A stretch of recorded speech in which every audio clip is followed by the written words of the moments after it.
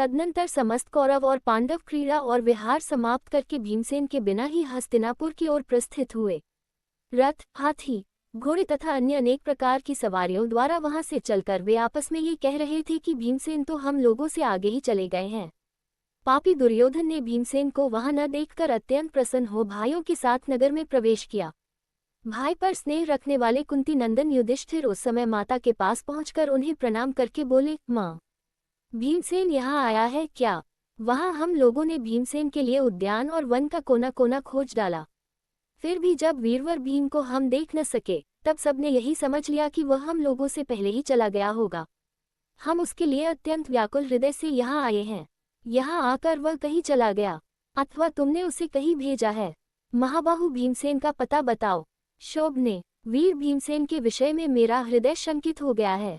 जहाँ मैं भीमसेन को सोया हुआ समझता था वहीं किसी ने उसे मार तो नहीं डाला।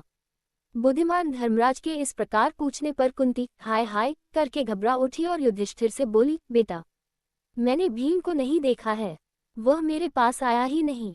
तुम अपने छोटे भाइयों के साथ शीघ्र उसे ढूंढने का प्रयत्न करो। कुंती का हृदय पुत्र की चिंता से व्यथित हो रहा था। उसने ज्येष्ठ पुत्र युधिष्ठिर से उपर्युक्त बात कहकर विदुर जी को बुलवाया और इस प्रकार कहा, भगवन, भीमसेन नहीं दिखाई देता, वह कहाँ चला गया? उद्यान से सब लोग अपने भाइयों के साथ चलकर यहाँ आ गए, किंतु अकेला महाबाहु भीम अब तक मेरे पास लौटकर नहीं आया।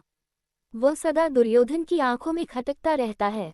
दुर्योधन क्रूर, दुर्बुद्धि, क्षुद्र, राज्य का लोभी तथा निर्लज है। अतः संभव है वह क्रोध में वीर भीमसेन को धोखा देकर मार भी डाले। इसी चिंता से मेरा चित्त व्याकुल हो उठा है, हृदय दग्ध सा हो रहा है। विदुर जी ने कहा, कल्याणी, ऐसी बात मुंह से न निकालो, शेष पुत्रों की रक्षा करो। यदि दुर्योधन को उलाहना देकर इस विषय में पूछताछ की जाएगी तो वह दुष्टात्मा तुम्हारे शेष पुत्रों पर भी प्रहार कर सकता है।